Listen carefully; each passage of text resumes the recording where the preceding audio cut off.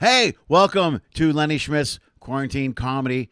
Welcome to the show. Thanks for being here. It's a Monday.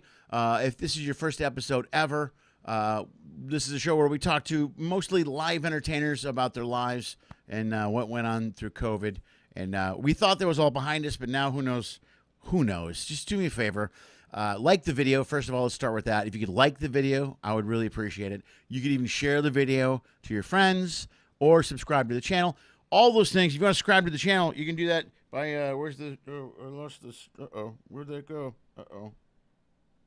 Oh, there it is. Subscribe to the channel. Right there, you can click on my face down there in the bottom of the screen. Please subscribe. It helps me out. Sit back and enjoy the show. Today's guest is my good friend, Tim Slagle from Chicago. It's good. It's going to be a great show. I'm very excited. I'm having trouble with my intro, with my stuff. I think, there we go. Look, it's all good. Everything's perfect now. Sit back, relax, enjoy Lenny Schmidt's Quarantine Comedy.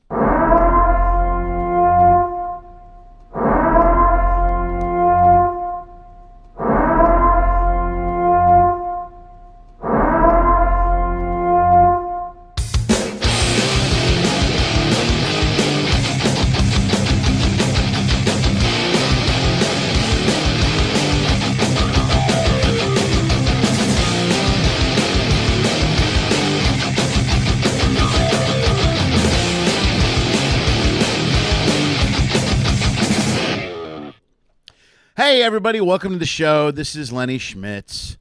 This is Lenny Schmidt's Quarantine Comedy. I'm Lenny Schmidt. I'm Lenny Schmidt. This is Lenny Schmidt's Quarantine Comedy. How's it going?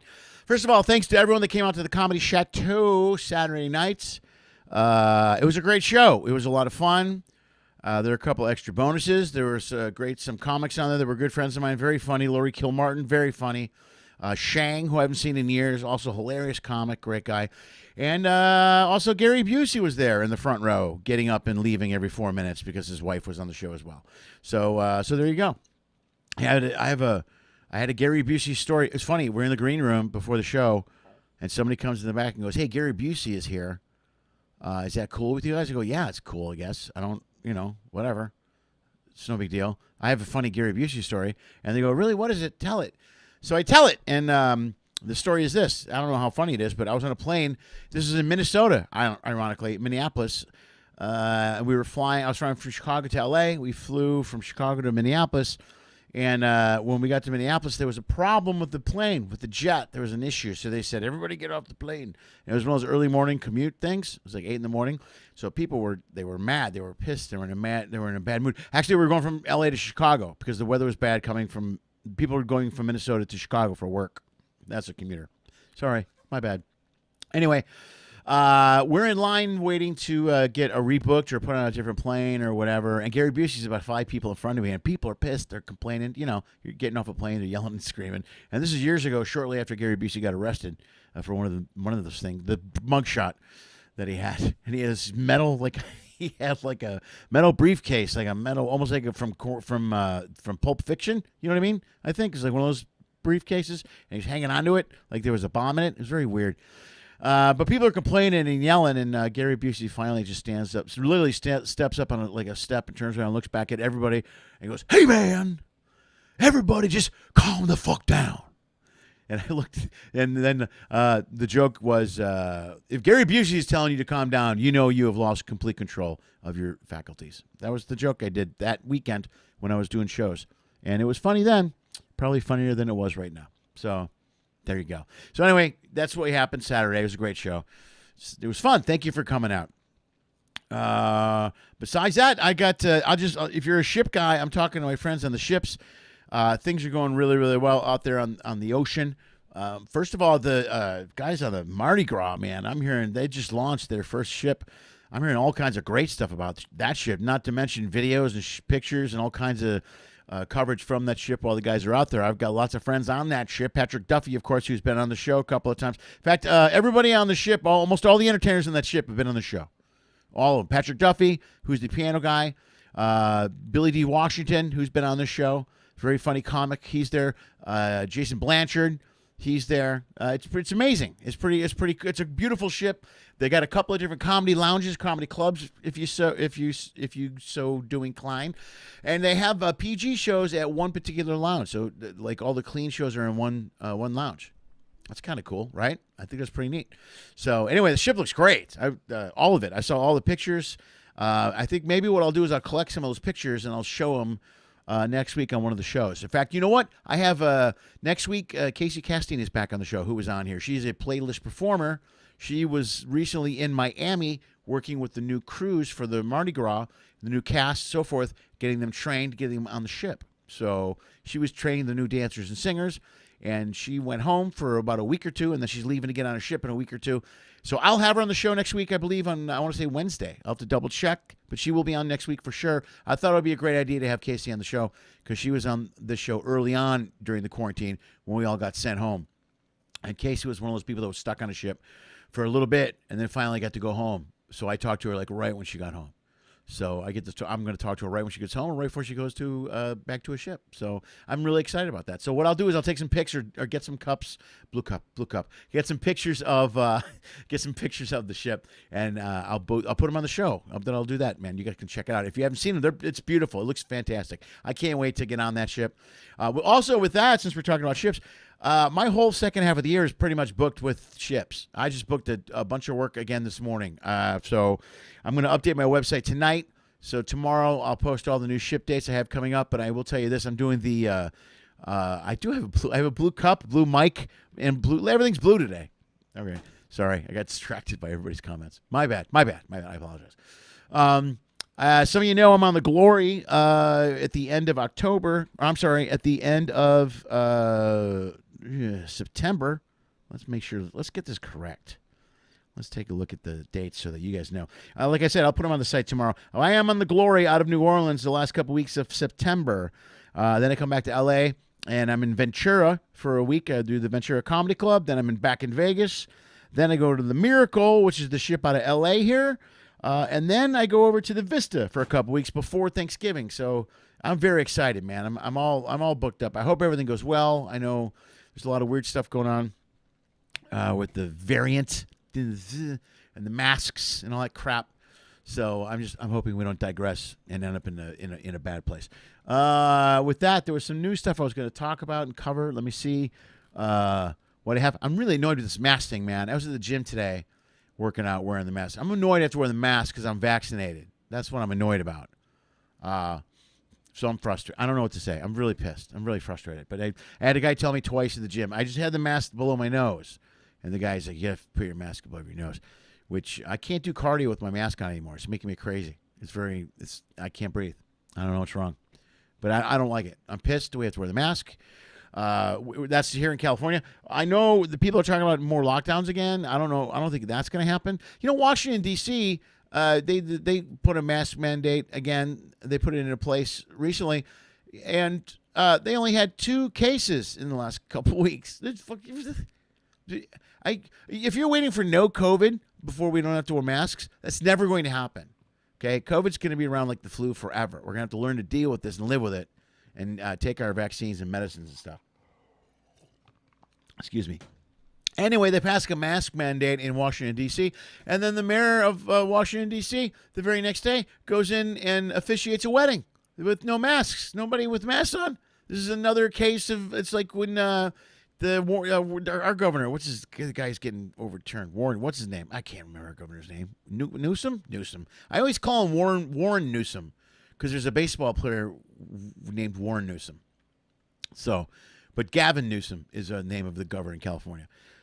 So he brought the mask mandate back, and he's not going to do a lockdown because he's getting recalled. So there's no way this guy is going to put a lockdown in place with a recall vote coming up. It's just not happening. That's all I know. Besides that, there was something else I wanted to point out. I can't really remember. I don't know. Lindsey Graham has COVID. There you go. He said it's a good thing that he had the vaccine, otherwise he would be more sick. I talked to some friends in Chicago that they know people who have had COVID already once and then got the vaccine and then got COVID again. So It's the only person that told me that story was from Chicago. I recently heard that. So, I don't know. Oh, wow. We have a lot of viewers. Let's go to the board, man. Go to the board really quick. Lori was here first. Hi, Lori. Good to see you. Lori Solanka. And hello to the LSQC family. All you guys, everybody's here. All the usual subjects. Robin Greenberg. There we go. I want to make sure I say that. There's something about the way I say her name. That was the thing last episode. I can't remember. Ryan Greenberg. Rachel's here. The Mulligans, of course, are here. Vince Mulligan. Lori Solanka. We covered. Robbie's here. Hey, Robbie. Robbie, I booked Vegas. I booked Zanies again already. Just so you know, I'll be back in Zanies. Me and my brother Mike will be back. It'll be February. It's a ways. It's the week or so before the Super Bowl. So hopefully, if I plan it right, it'll be the weekend the Bears win the NFC Championship, and then I'll be at the following week. I'll be at Zanies, and then I'm off a week and I go home for the Super Bowl. Not like I'm in the Super Bowl.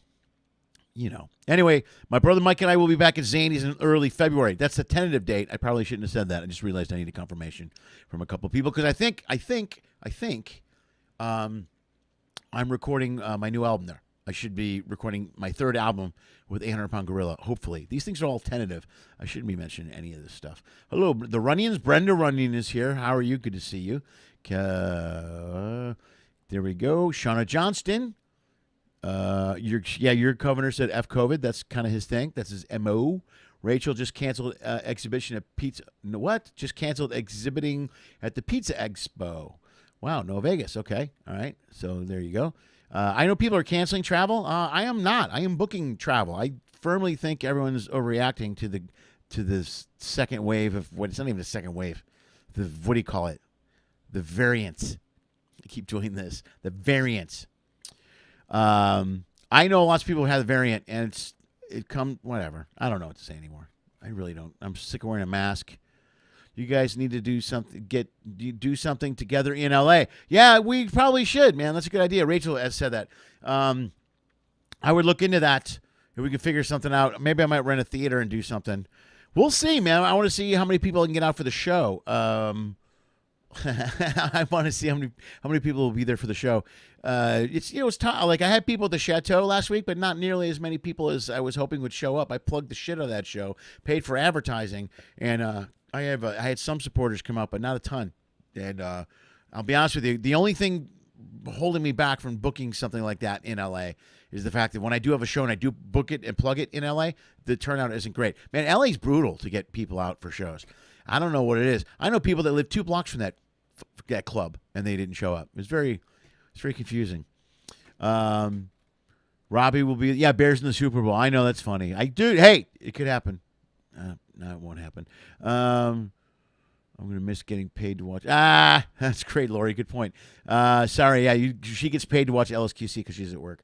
And then Keith Runyon and Tammy. Okay, I guess we're good. Everybody's here, but I lost my guest. He's not here yet.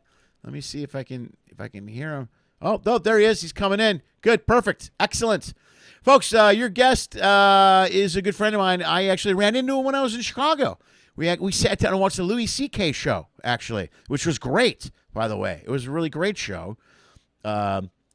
Feel free to type in whatever comments you want about Louis C.K., but that's fine. Oh, Tammy, thank you. The Zoom show Saturday, I appreciate that. That was a lot of fun, and I wanted to do more new material. Some of that stuff I did that show Saturday, the Zoom show, was new, and then I went to the Comedy Chateau that night, and I had a plan to do that bit, the new bit, and all other stuff, but I couldn't do it with Gary Busey there. Because Gary's, he likes to he's the center of attention. He gets up, he's in the front row, man. He gets up like 9 times during the show. Everybody sees him. You know, even my friends after the show, they're like, good show. And they walk right by me to Gary Busey. And I'm like, all right, just fine. Anyway, Busey was there. And there was a heckler at the show. We had this guy talking. So the room was active. So it was not the right venue to do new material.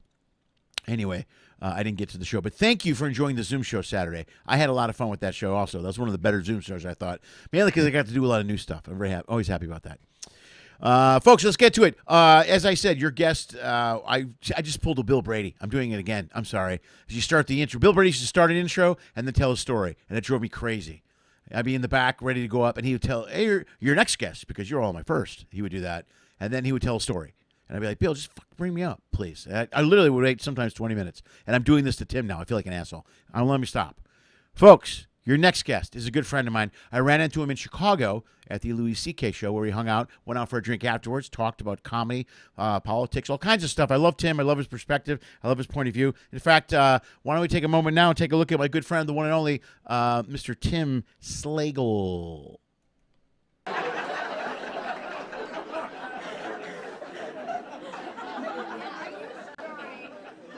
Football season is wrapping up. It was actually an interesting football season. This was the first year that they actually had a woman referee in the NFL. It was a little bit different.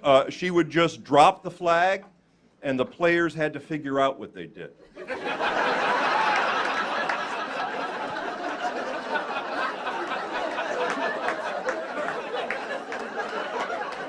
Don't you look at me like that. You know what you did. Yes, you do. You were holding. Well, you might not have been holding, but you wanted to.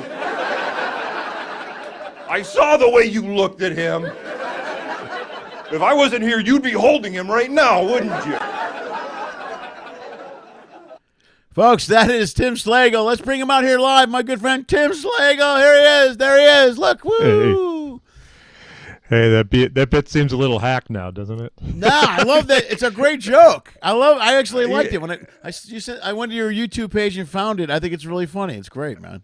Okay. It just seems like everybody's made that joke between then and now, though. I know. Sometimes you look at something yeah, I've dropped stuff in my act too where you go, well, I can't do this now. Everybody else is doing something like this. But you know, for a while you hang on to it because you're like, well, when I wrote it, it was original. I was happy. Yeah, it was mine. Yeah, right, exactly. I've got that Halloween tax bit that I did. I've been doing for 30 years at least. And that's right. That's a great bit. I've actually had kids come up to me and they go, that is so hack. It's like, now. The idea is that you teach kids about taxes by taking a little bit of their Halloween candy. Well, when I did it, nobody else was doing that, but now it's like a subject of 1,000 memes and cartoons, and I have kids saying, "You can't say that's original. My dad used to do that to me." Yeah, because he probably went to Zany's 30 years ago and said, "I'm going to do that when I have kids." Yeah, right. Yeah, your dad got it from me. I know exactly. It's been around a while. Can't explain that to a kid. And when memes started coming out, man, everybody types something on a meme and puts it out. You know what I mean? And suddenly they do that a lot. Where they take a joke and put it on a meme. There used to be a running thing for a while. There's a guy that did that. Who got in trouble doing that? What was that guy's name that did that? It was a guy out of I can't remember his name. He was called the Russian or the Croatian or something like that. But he used to take jokes. Oh, the mad Russian? Is that right? I think so. Yeah. I don't know. But he used to take actual jokes and put them on a meme. And put them on a meme. Yeah, and just put them on his Facebook, and then people would follow him, and they go, "Wow, you're great." And he actually got a writing gig. That's what happened was he got a writing gig out of it, and then it came out that none of those jokes were his. None of them were his. He was taking jokes from comics that he had seen and put them on a fucking meme, and people are like, "Wow, you're really funny." Thanks. No, yeah. That Halloween tax bit, I've seen it put on memes with Bill Murray. I've seen it put on memes with Colin Quinn. I've seen about 6. Never with me. Can I get one? Yeah, I love when they do that because I love when they do those memes like that and they'll put it on a celebrity and you know the celebrity wasn't the one that said it. Or the one they do now is I see all the time on Facebook is they'll show a celebrity holding a T-shirt, you know. it's like I always, you know, when I get a lot of, I get a variation of my name. You know, you're a Schmidt if, and then it's a whole thing. You know, there's like a, you know, they market everything now. So now they'll do the same thing with your name. They go, you know, you're a Slagle. I'm in Slagle country. Whatever thing they can do with your last name. But they'll show like, you know, Kevin Spacey holding it up, like Kevin Spacey selling the shirts. And you're looking at it, you're going, I know that's not Kevin Spacey. Although he might be selling that shirt now. Kevin Spacey might be selling shirts. But other guys, you know, Bill Murray's not selling. Well, yeah, he's probably going to be making them pretty soon. Exactly. I'm sure. Running a big silk, repairing the orange ones. Yeah, big silk press, pumping DOC and numbers in the back, like eventually. Eventually. So you're talking about how you hate to wear masks. I've been trying. I've been doing this ever since I got vaccinated. I would see how far I could get before someone would tell me to put a mask on. It was just my little act of rebellion, just to see. And I went through. This cracked me up. I went through the airport, and it was fine. I got into the airport. I got up to the counter. She checked me in. She took my bag, gave me my boarding pass. I'm walking through. I got all the way up to TSA, and I get up to the If you notice the TSA counters, they look like Zotar the fortune teller now at O'Hare. If you notice that, they're in little plexiglass cubicles. They're locked in. You put in a quarter. You're gonna go. You are about to fly on a plane. So I get up there. Yeah, that's what she said. As soon as I get up there, put your mask on. I go, okay. And I take my mask and I put it on. I hand her my ID, and she goes, "Could you pull your mask down now?"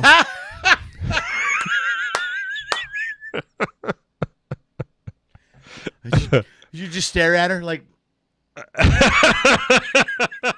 you really could have eliminated your this? Mind. Yeah, you could have eliminated this. Well, I hate wearing them. You know what? When I was in Chicago, right before I saw you, I think I dropped. I flew in, but then I rented a car and I drove around. And when I dropped the rent-a-car off, I took the L into the city to come to the Zanies that day. That day I saw you, in fact. And I didn't know you had to wear a mask on the mass transit. They wanted you to wear. It says wear a mask on mass transit. And I usually. I'll wear the mask where they tell me to, just because I don't want to be a pain in the ass. I'm like, I'll do it. I'm not going to be the guy, I don't care. I'll follow the rule. Plus, I don't want to get in an argument with anybody. I don't care. But I got my luggage, no mask, and I don't even have a mask. I mean, I got nothing.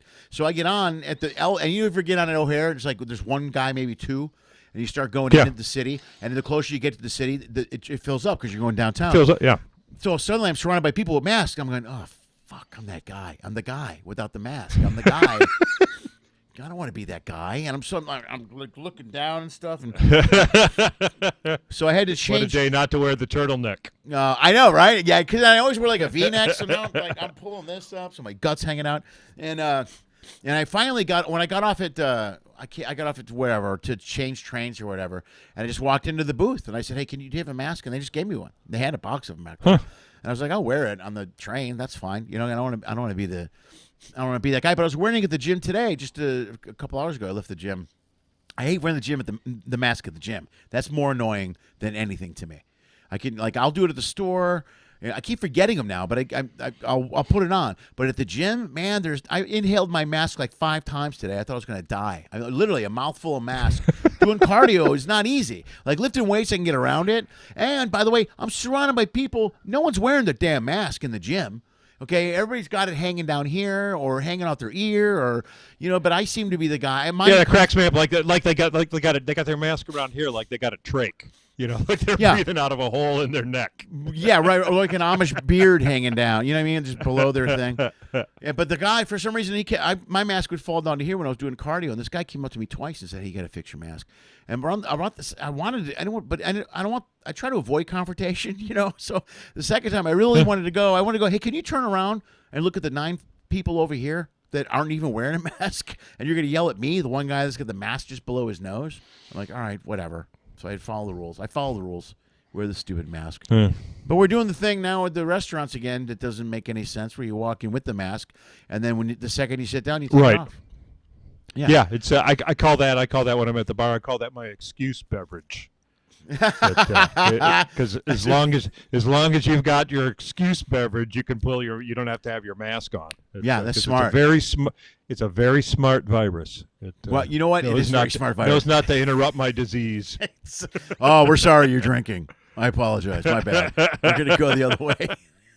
Enjoy your evening, Mr. Slagle. We'll move on to the next guy. Have you been some of the planes? Sometimes when you're on the plane now, when they give you the peanuts, they tell you to give you a long. It's almost like the safety briefing. It's pull down your mask, put a peanut in your mouth, and then pull your mask up to chew. That's hilarious. It's like no, I'll skip the peanuts, thanks. There was a guy next to me on one of the flights who had his mask hanging. Well, one thing I do is I carry a bottle of water around with me a lot. So when people say something about the mask, I just go, I'm taking a drip of my water. I'm sorry. And then just put the mask on if I have to. So I always have a bottle of water. But there was a guy on my plane sitting next to me, and this is a while ago. This is when I think this might have been pre-vaccine. I want to say October maybe this was. This is a while ago.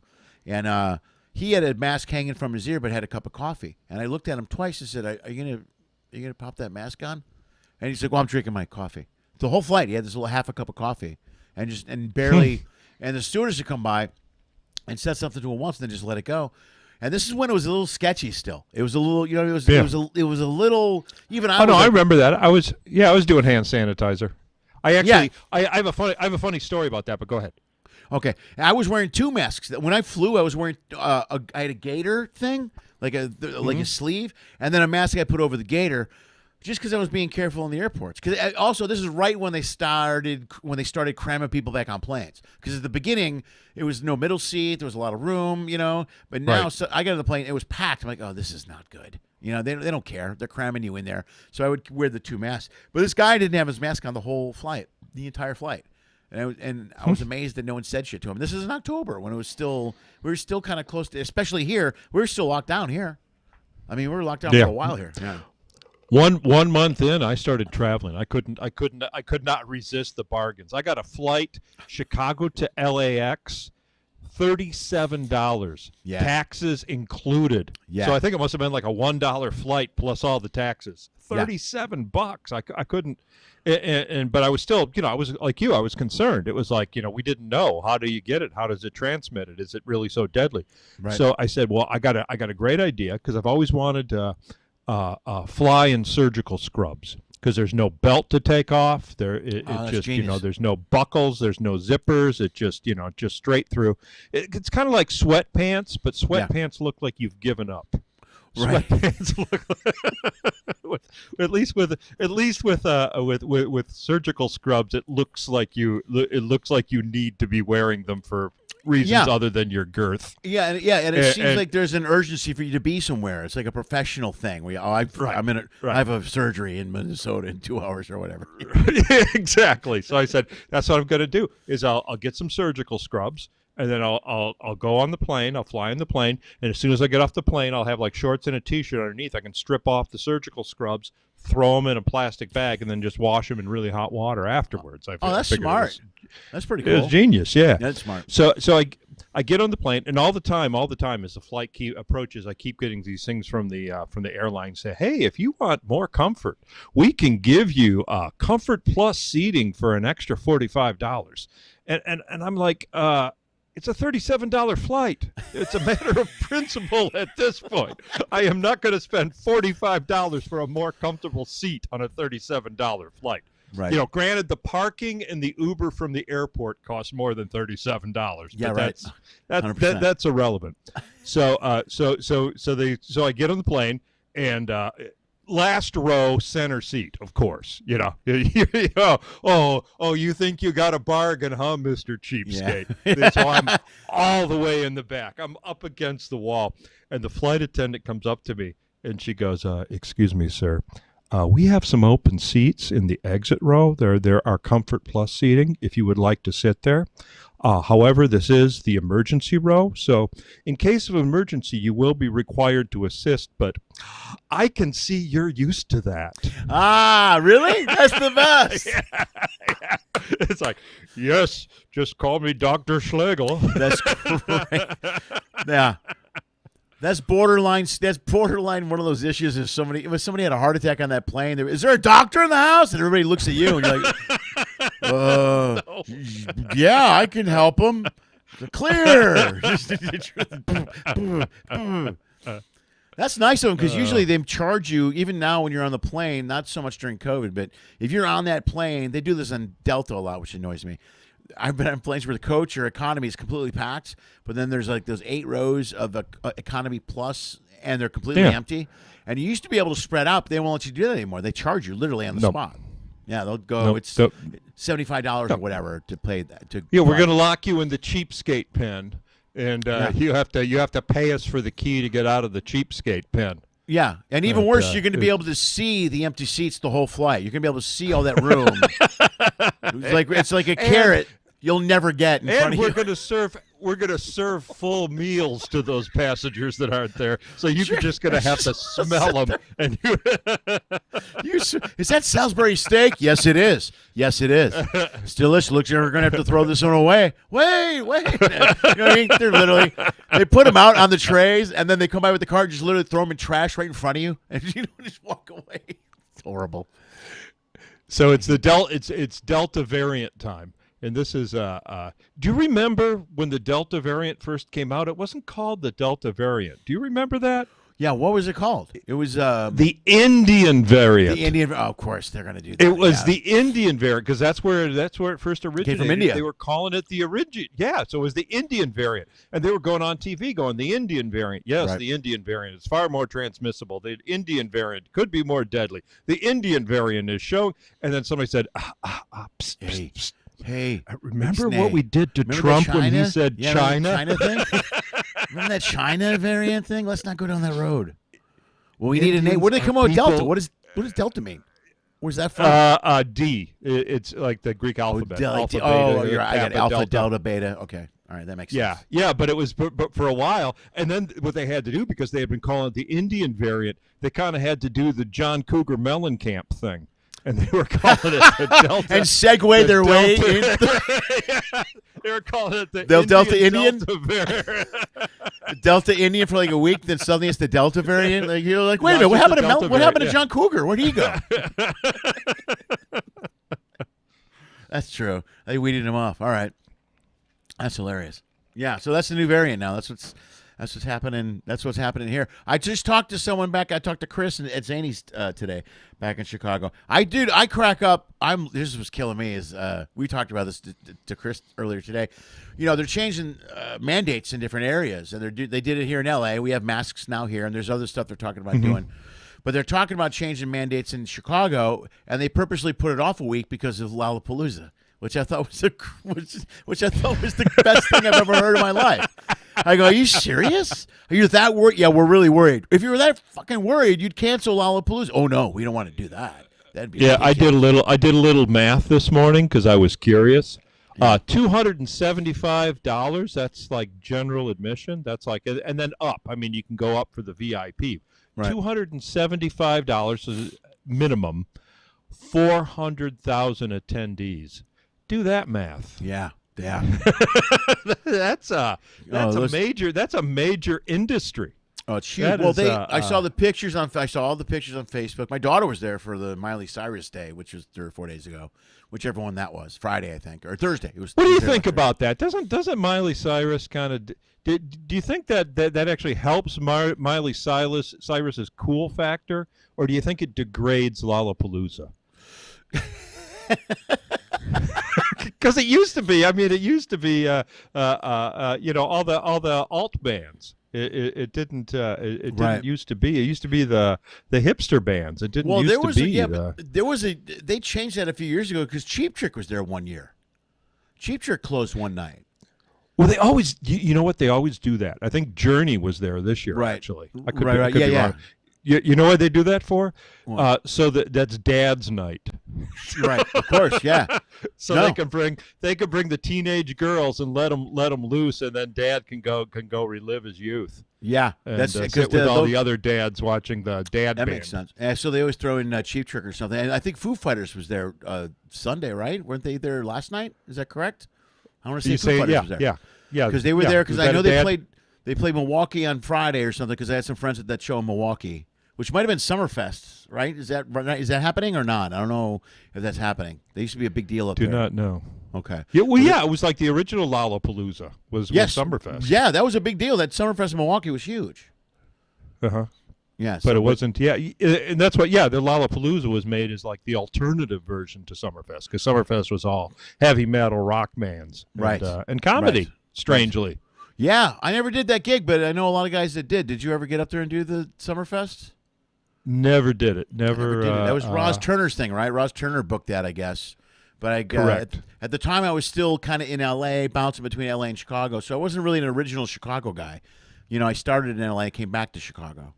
So, but by then, most of those guys were all doing that gig. All the, Ricky Connor and, those old Chicago acts who were around forever, and Toomey, and Jim McHugh, all those Chicago guys from the '90s, and those guys did those gigs.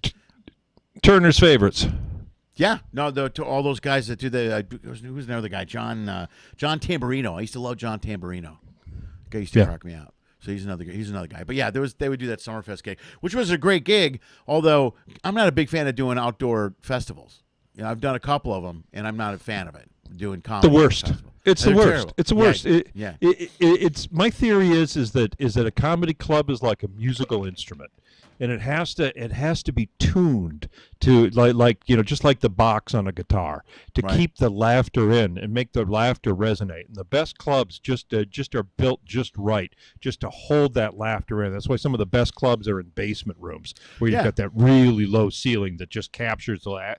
And that we as artists, that's like our violin that with our jokes we bow that instrument, and then you draw it across the strings and you get the laughter, and then you wait for it to die, then you draw it again, and we're actually playing a giant instrument, right? And you go outside, it doesn't work. It's like playing a rubber band between two sticks, twing, twing. Yeah, and it gets lost. Everything gets lost. It's similar to my theory. I always call every show a living, breathing thing, because I work the audience a lot, and a lot of times I'll have an idea of what I'm going to do when I hit the stage, but it changes based on what's happening in the room on a regular basis. So each show kind of stands on its own. You know what I mean? Each show is kind of you're playing the room. It's called playing. I always call it playing the room.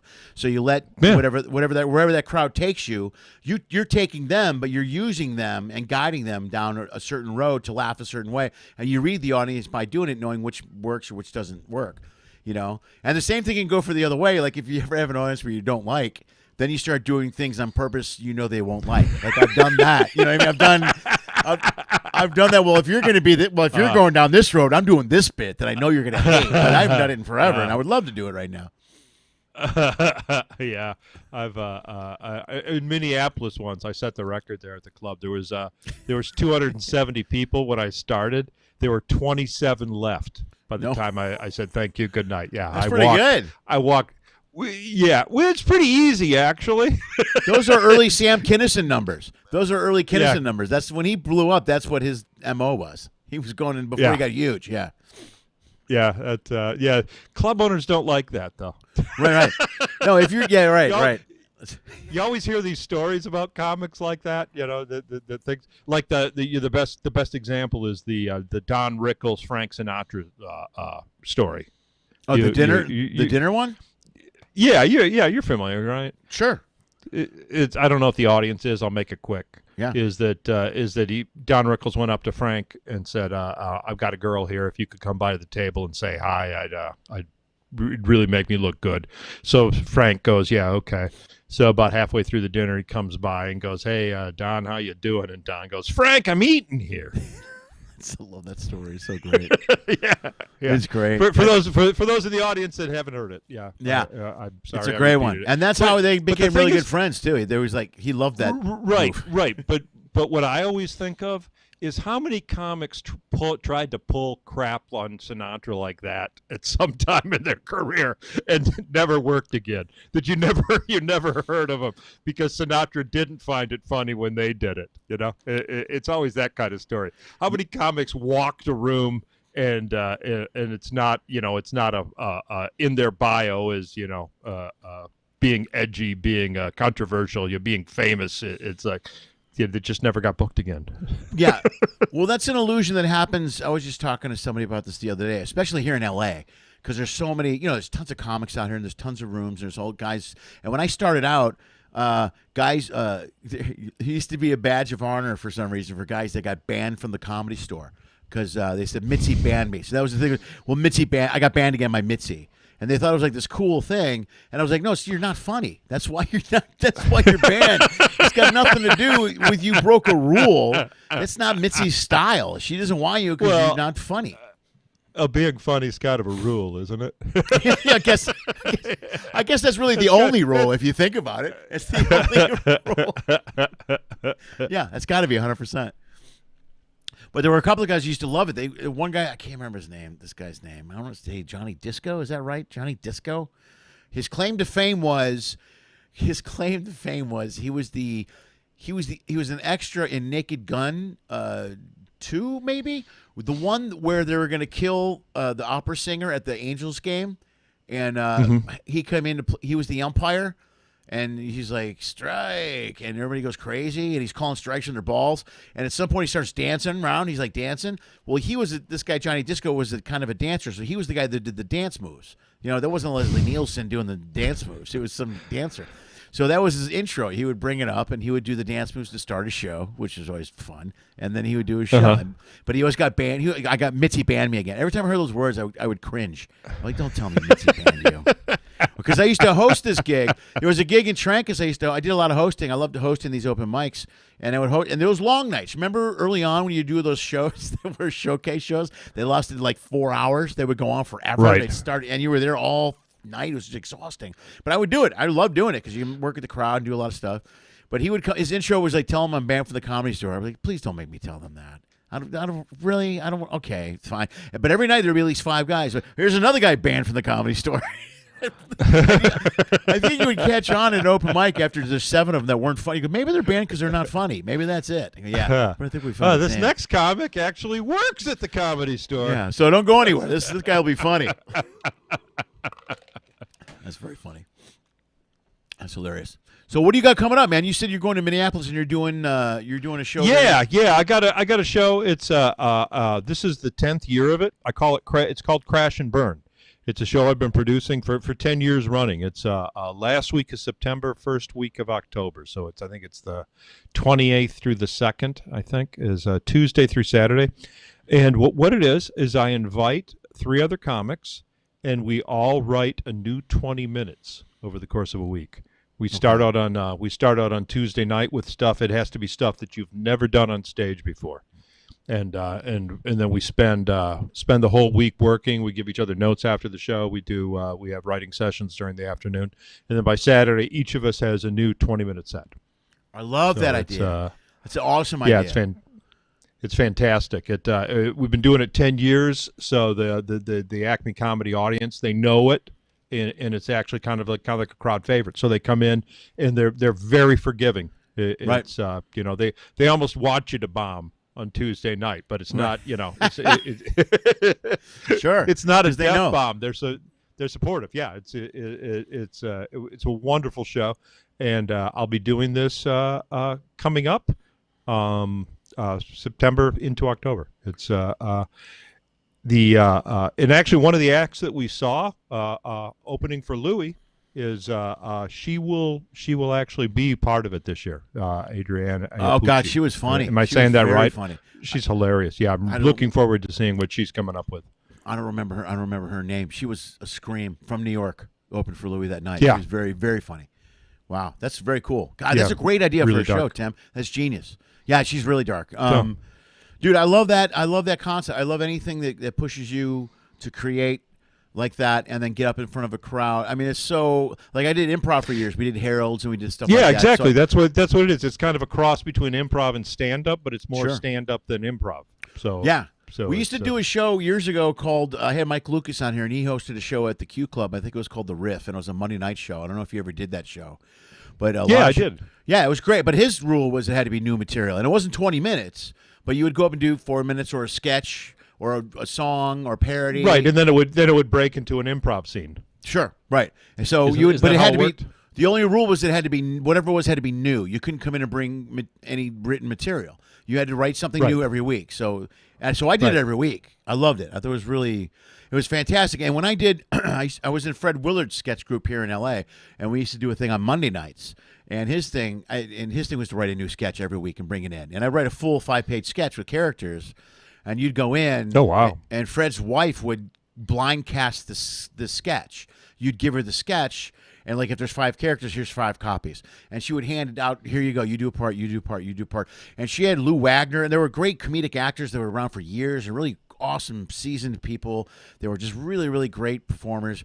And she would hand out these sketches to people. And you always hoped that she gave a role in your part to Fred, because that guy he made every sketch a home run.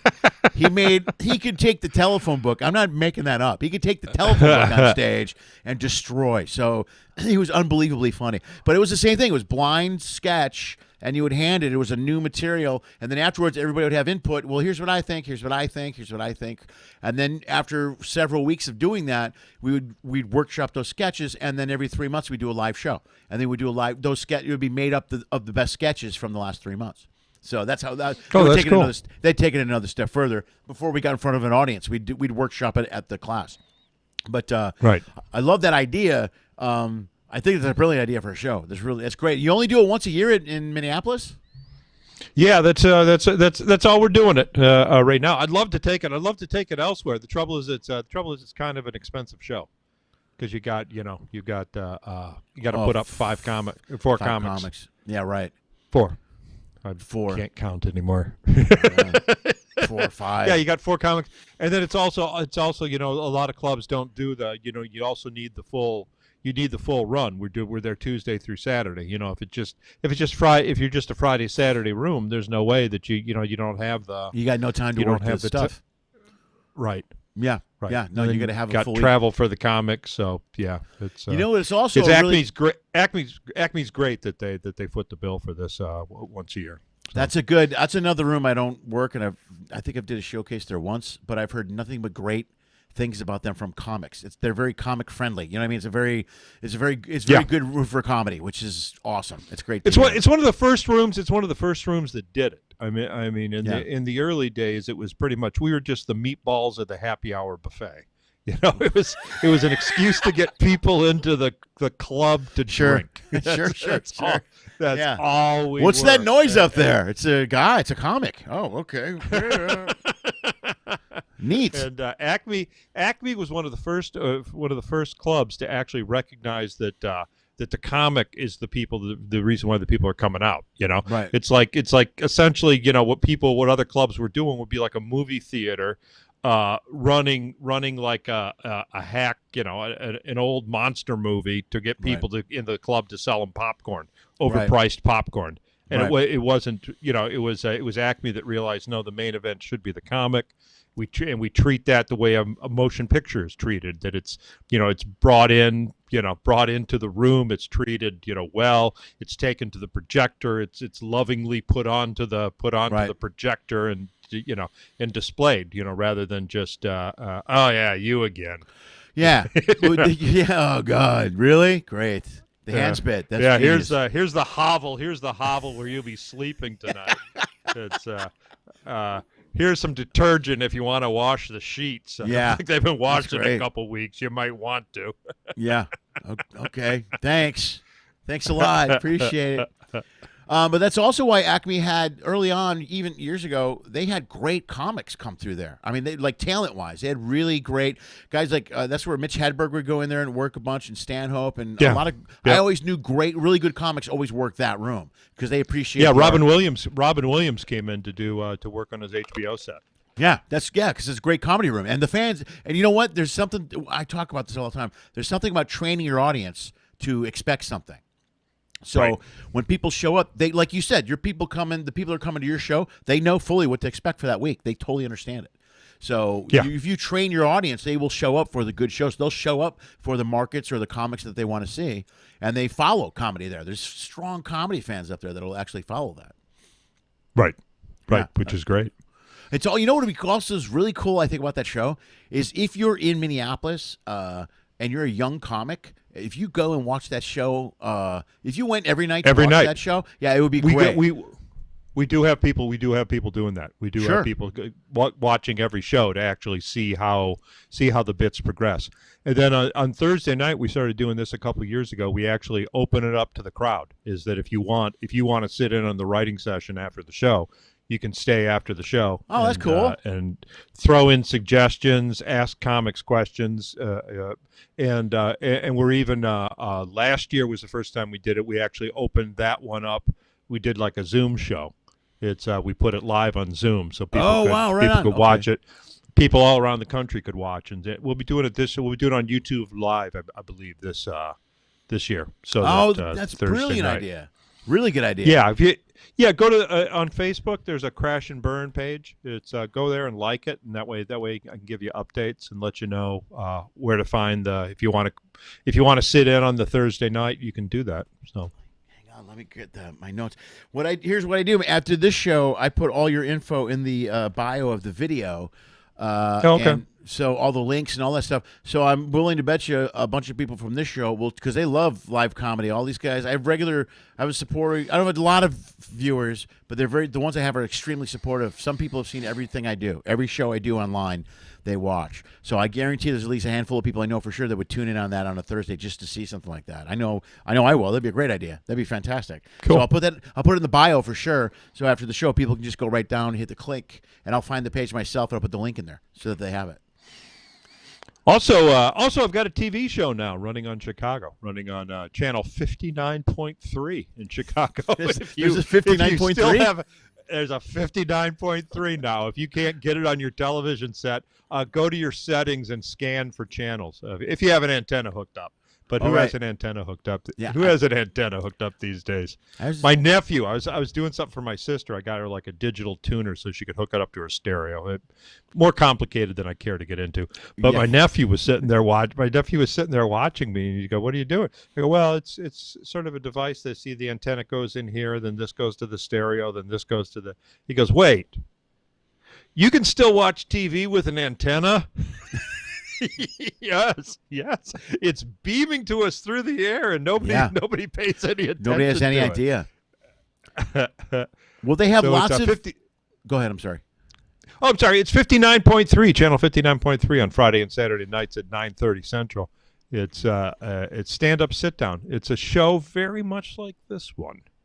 And I noticed I was looking at some of your guests, some of the very same guests. I'm willing to bet. I would. Well, we did this show live at Zany's when I was in town right before I saw you. We did a live version of this show, and that was a whole list of people. Patty was there, and Tim Baker, and all kinds of people. Brian Noonan, all kinds of. There's a lot of Chicago comics, man. There's a lot of great comedy in Chicago. There's a lot of really good comics there. Still, that guys that live in the town and guys that didn't leave. It's a good city for comedy. It's a really good city for comedy. Yeah, the comebacks and the never lefts.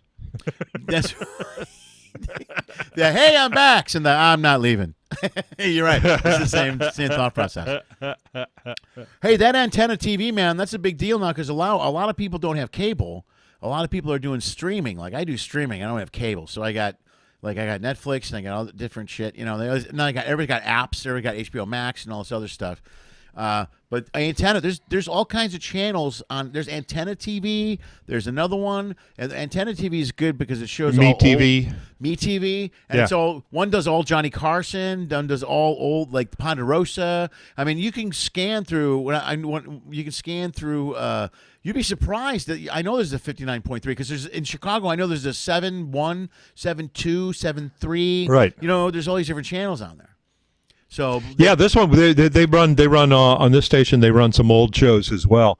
There's one show I didn't even know existed with Charles Bronson called "Man with a Camera." Seriously? Yeah. Charles Bronson. I hate to spoil it here, but he plays a man with a camera. Damn it, Tim! I wanted to watch it and figure out for myself.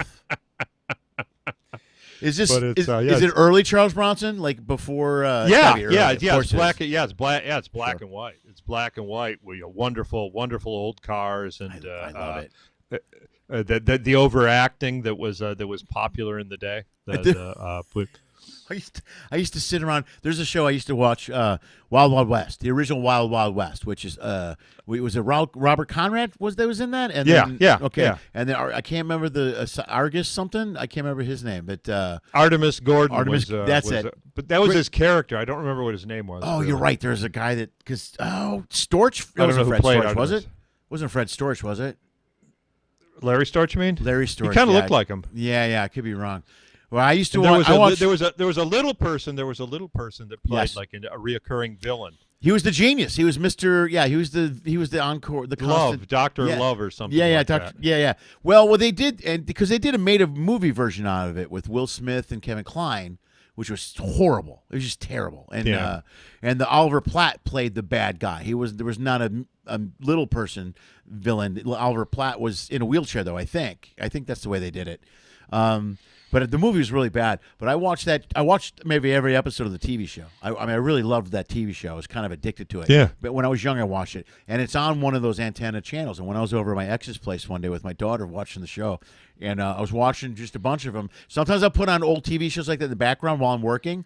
And then I can just come in and out of the storyline. You know, it's kind of in the background. Yeah. So we're watching the show, and there was part of that show, that was one of those shows that was in black and white for a while and then adapted to color because it was out around that time. But it was only on for, I think, 2 years, maybe 3. It wasn't on very long. But the promo to that show was a cartoon. And in the cartoon, there's a point where this woman kisses the guy, and the guy grabs the woman and punches her, and she falls to the ground. And he walks away because she had a knife. She had a knife. Yeah, she had a knife. And he figured it out. Right, exactly. But I'm watching the show come on, and my youngest daughter is with me at the time, who was probably around 12 at the time, I think maybe, and maybe even 10. And I'm watching the promo, and I don't think about it, and it happens, and she goes, "What the hell was that?" And I go, she what? Had a knife. I go, she punched. He goes, she punched it. I go, yeah, but she had a knife. She was going to kill him. She goes, you don't, Dad. Come on, you don't. What is this you're watching? And she's laying into me. I go, look, it was a different time. It was the '60s, and if someone had a knife, if a woman that came to me with a knife, I would punch her. She's like, what? I go, what do you mean, what? I go, you got. What are you supposed to do? I go, plus it's the Old West when there's no law back then, really. It was, it was crazy. What's funny to me in some of those shows is the transition was they came from radio. Most of the writers worked in radio all those years, and they just transitioned to television. So they much like the silent movie writers didn't really had a hard time transitioning into the talkies. Right. The radio, the soundies had a hard time transitioning into the CEs, I guess. And it was they I don't know how to describe it. Okay, we'll go with that. But they would do things. Things in the script you didn't need. Like someone would draw a gun, and it's like, he's got a gun, and then it'd go, he's shot. It's like, you don't need that on television. we all saw it. We understand what's happening. Yeah, you're right. That's true. There was a lot of overly unnecessary lines that weren't needed in those shows. God, but there's a lot of those channels like that, man. When do you air? Is it a specific time the show airs? I don't know if you said. Yeah, it's Fridays and Saturday nights right now. It's going to be a Friday night show, but right now they're running on Saturday as well. Friday and Saturday night at 9:30 Central Daylight Time. Okay. You can also, if you're not in the Chicago area, you can download the Vpod app on Roku, and you can watch it there. It just stream it. It's got to be live. They don't have like the episodes that are already recorded episodes like a there. library. You still got to be there at 9:30 or vpodtv.com. Okay. Also, you can watch it. There's a live stream there. Oh, cool! All right, that's good. There's a YouTube station. There's a YouTube channel that I can't. It's not a simple one that you'll have to put up that has all the previous episodes. Okay. Well, I'll put all that stuff in the bio. That's cool. And then I'll tune in this weekend because I want to see it too. So that'll be great. This weekend, Kristen Toomey. Okay. Is going to be my guest. Okay. Cool. Right on.